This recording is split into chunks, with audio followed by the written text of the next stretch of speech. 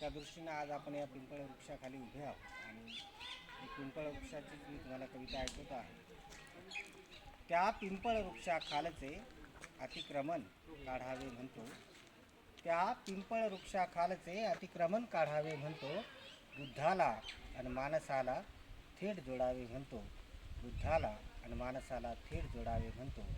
विचारांची भरली जत्रा दुकानांची रेलचेला आहे, विचारांची भरली जत्रा दुकानांची रेलचेला आहे. कैदेमधून या फुले शाहू आंबेडकर काढावे म्हणतो, कैदेमधून या फुले शाहू आंबेडकर काढावे म्हणतो.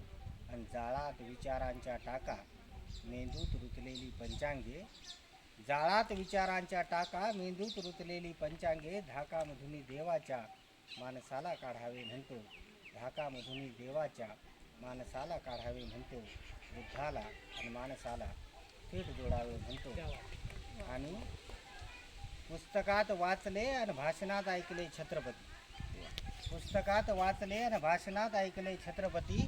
अनवाणी पायांनी जरा चार गड चढावे म्हणतो, अनवाणी पायांनी जरा चार गड चढावे म्हणतो.